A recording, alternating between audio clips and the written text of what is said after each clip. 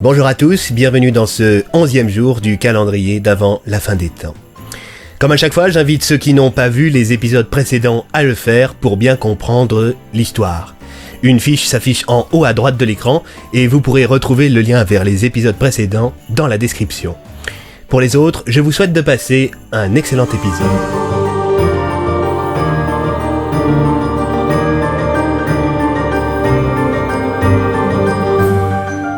11 décembre. Ce matin, l'inspecteur Bloom était en pleine forme. Il avait très bien dormi et s'était réveillé un peu en avance afin de préparer le petit déjeuner pour toute sa famille. Quand sa femme et son fils l'avaient interrogé sur le pourquoi du comment de son entrain, il leur avait répondu qu'il tenait enfin un suspect dans cette sordide affaire du décapiteur fou. Léo demanda à son père si, étant donné que Noël approchait à grands pas, il pouvait aller avec son père acheter un sapin après les cours. L'inspecteur accepta volontiers. Le copieux petit déjeuner fut avalé rapidement, puis l'inspecteur Bloom déposa son fils au collège avant de se rendre à l'hôpital pour interroger son suspect numéro 1. Quand l'inspecteur pénétra la chambre du blessé par balle, il dormait encore. L'inspecteur s'assit sur une chaise à côté de son lit et feuilleta son petit carnet afin de se remémorer tous les points qu'il irait évoquer avec le curieux personnage. 1 heure passa environ avant qu'Andrew Bennett ne sorte de son sommeil. L'homme ouvrit les yeux avec difficulté. « Où suis-je ?»« À l'hôpital de Marmottin, » répondit calmement l'inspecteur. « Je vois. Il m'a tiré dessus, l'autre con. »« Vous pourriez parler en de meilleurs termes du lieutenant Tartin ? Je n'ai que peu de respect pour les personnes qui font preuve de violence à mon égard. Vous l'avez assommé. Désolé, mais je n'avais pas le temps de lui demander de bien vouloir prendre un somnifère en attendant qu'il agisse, » répondit le blessé. « Bref, passons. Qui êtes-vous, Andrew Bennett ? C'est un interrogatoire ou une séance de psychanalyse ? Pourquoi on vous retrouve presque toujours à proximité des scènes de crime ? Je suis un homme curieux. Comment vous faites votre truc avec les portes ? Je ne vois pas du tout de quoi vous parlez. Ne jouez pas au con, s'il vous plaît. Je ne répondrai à aucune question tant que je serai attaché à ce lit. Vous me prenez pour une bille ? Vous croyez vraiment que je vais vous détacher ? Faut que je parte, inspecteur. Vous n'irez nulle part. Vous êtes le suspect numéro 1 dans une affaire de meurtre en série, je vous signale. J'ai débarqué à Marmottin plusieurs jours après que les premiers meurtres n'aient eu lieu. Que vous dites ? Moi, ce que je pense, c'est que vous êtes dans le coin depuis plus longtemps que ça. C'est faux. Peut-être, mais vous ne pouvez pas le prouver. Vous non plus, je vous signale. Pourquoi vous m'avez pris ce livre l'autre fois ? L'homme resta muet. Oh, je vous parle, monsieur Bennett. Toujours pas de réponse. L'inspecteur reprit. Vous savez, j'ai tout mon temps, ça ne me pose aucun problème de rester plusieurs heures à attendre que vous l'ouvriez. Sur ces mots, l'inspecteur se leva pour aller chercher un café. Il demanda à l'officier qui patientait dans la chambre de garder un œil sur le suspect. L'inspecteur se rendit donc à la cafétéria et prit 2 cafés. Un pour lui et un qu'il comptait offrir à son collègue. Lorsqu'il fit son retour dans la chambre, l'inspecteur lâcha les 2 gobelets. Andrew Bennett n'était plus dans son lit. « Il est où le détenu ?» demanda l'inspecteur à son collègue. « Ah, ne vous en faites pas, inspecteur, il est juste aux toilettes. »« Vous l'avez détaché ?» s'offusqua l'inspecteur. « Bah, fallait bien, j'allais pas le laisser se faire dessus. »« Mais vous êtes complètement con !» cria l'inspecteur en se dirigeant vers la porte des toilettes. La porte était fermée de l'intérieur. L'inspecteur la défonça et, face à lui, juste devant les toilettes, se trouvait une autre porte. Et au pied de cette porte, un mot à l'intention de l'inspecteur. « Désolé, mais il faut que je vous fausse compagnie. Sachez que depuis le début, mon action a pour but de protéger cette ville et ses habitants. Arrêtez de me poursuivre, s'il vous plaît. Cordialement, Andrew Bennett. » L'inspecteur, furieux, passa ses nerfs sur son collègue. Il le couvrit d'insultes pendant plusieurs minutes, tandis que l'officier, qui pensait bien faire, se confondait en excuses. L'échange fut interrompu par l'arrivée improbable de Francis Darmin et de son gorille Dimitri. « Tiens donc, qu'est-ce que vous foutez là, Darmin ? J'ai entendu dire que vous aviez arrêté Monsieur Bennett. Les nouvelles vont vite ? Plus vite que vous pour arrêter le décapiteur fou. J'aurais souhaité parler à ce Monsieur Andrew Bennett. Où est-il ? Ça va être compliqué, il s'est volatilisé. Et je vous signale qu'il est le suspect numéro 1 dans une enquête pour meurtre en série. Vous n'avez pas le droit de lui parler. Qu'entendez-vous par « il s'est volatilisé » ? Ça ne vous regarde pas. Francis Darmin sortit son téléphone et composa un numéro. C'était celui d'Elisa Meunier. « Allô, Elisa, dites, vous en voulez une bonne pour votre numéro de demain ? » ?»« Dites toujours !»« Andrew Bennett a filé au nez et à la barbe de la police. »« Vous pourriez être plus précis ?» Eh bien, il s'est enfui alors qu'il était sous la garde de ce cher inspecteur Bloom, qui, de ce fait, a encore étalé son incompétence au grand jour. Très intéressant, j'en prends note. Merci, monsieur Darmin. Pas de quoi, Elisa. C'est toujours un plaisir de collaborer avec la Gazette de Marmottin. L'inspecteur se mit en colère. De quel droit faites-vous ça, Darmin ? Ah non, vous n'allez pas commencer à vous énerver sur moi, inspecteur. Ce n'est pas de ma faute si votre suspect a filé entre vos doigts. Tu te rends compte, Dimitri ? L'inspecteur s'énerve sur moi sans raison. Da, pas professionnel, ça. Vous devrez surveiller votre langue, inspecteur. Et vous devriez apprendre à maîtriser la nôtre. Maintenant, barrez-vous, vous deux. Francis et Dimitri quittèrent la pièce, pas peu fiers d'avoir réussi à énerver la... Des gens meurent chaque jour dans cette ville et ces deux enfoirés n'ont rien d'autre à foutre que de me casser les burnes. Sur ces mots, l'inspecteur appela le commissaire Tassier pour l'informer de la disparition de Bennett. La pilule eut beaucoup de mal à passer, mais le commissaire sut néanmoins garder son calme. Il ordonna à toutes les patrouilles qui sillonnaient la ville de rechercher Bennett.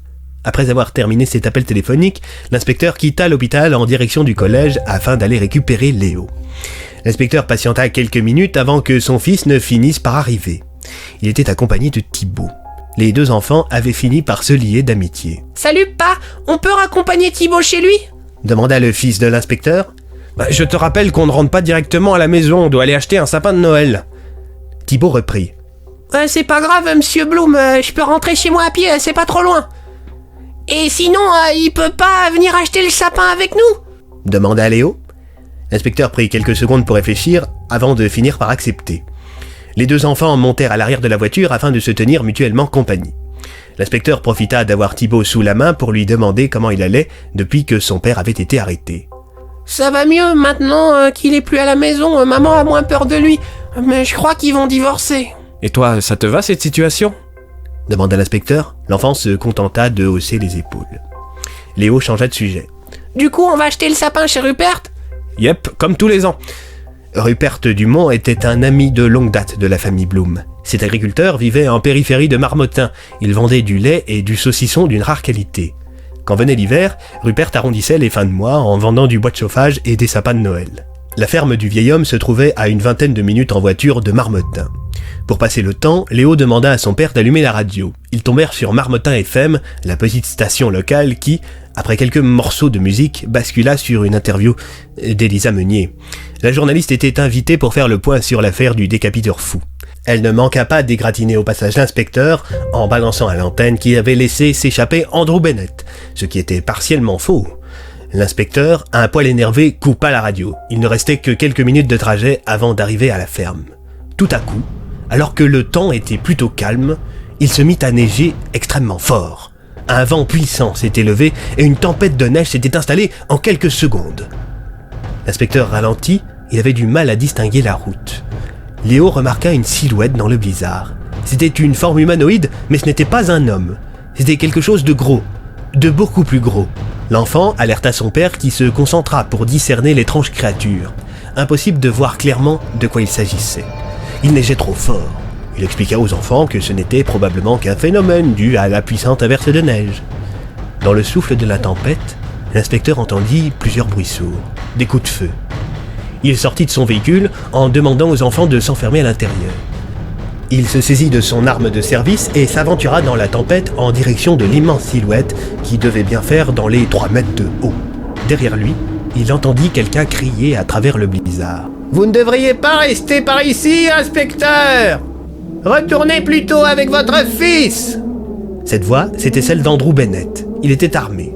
Les deux hommes étaient obligés d'hurler pour s'entendre. « Qu'est-ce que vous foutez ici, Bennett ? Éloignez-vous ! C'est dangereux par ici ! Ne vous rapprochez pas du cœur de la tempête ! Mais qu'est-ce qu'il y a là-bas ? Quelque chose qui vous dépasse, inspecteur ! Ne me suivez pas ! Rebroussez chemin ! Rien à foutre, je vous suis !» Andrew Bennett braqua son arme dans la direction de l'inspecteur. « Ne me forcez pas à vous tirer dessus, inspecteur. Allez plutôt chez votre ami Rupert. Je pense pouvoir vous dire avec certitude qu'il est la victime du jour. Comment vous le savez ? Je comptais lui acheter un sapin, mais quand je suis arrivé chez lui, son corps était plutôt éloigné de sa tête. Vous êtes en cavale et tout ce que vous trouvez à faire, c'est acheter un sapin de Noël ? Je ne suis pas en cavale, inspecteur. Je suis en mission. Foutez-moi le camp maintenant, pour l'amour de Dieu !» « Très bien, vous avez gagné, mais on se reverra !» Sur ces mots, l'inspecteur rebroussa chemin, quelque peu déboussolé par son échange avec Andrew Bennett. Pour ne pas être désorienté par la tempête, il marcha jusqu'à la voiture en suivant les traces de pas qu'il avait faites à l'allée. Quand il arriva à proximité du véhicule, la tempête s'était déjà bien éloignée. Visiblement, Léo et son copain furent rassurés de voir l'inspecteur de retour. Ils en profitèrent pour se mettre à jouer sur leur smartphone. L'inspecteur déneigea rapidement les vitres de sa voiture, puis rentra à l'intérieur. « Re papa !»« Re les enfants, ça va vous deux ?» Les deux jeunes gens acquiescèrent. L'inspecteur démarra la voiture et reprit le chemin en direction de la ferme de Rupert. Une fois arrivé à proximité, l'inspecteur prit soin de ne pas se garer directement dans la cour. Il arrêta son véhicule sur le bas-côté de la route et demanda aux enfants de ne pas sortir de la voiture. Il s'aventura seul en direction de la bâtisse et, conformément à ce qu'avait dit Andrew Bennett, il découvrit le corps sans vie de son ami et, quelques mètres plus loin, sa tête. Pour ne pas traumatiser les enfants, l'inspecteur appela discrètement le lieutenant Tartin en lui exposant la situation. Après quoi, il se saisit d'un des sapins de Rupert et se rendit à sa voiture. Lorsqu'il rejoint le véhicule, les enfants lui reprochèrent de ne pas les avoir laissés l'accompagner pour choisir l'arbre. L'inspecteur s'excusa mollement et démarra. Sur le trajet du retour, ils croisèrent un cortège de voitures de police qui se rendaient dans la direction de la ferme. Léo afficha un air triste. Sans doute avait-il compris pourquoi son papa ne l'avait pas laissé venir.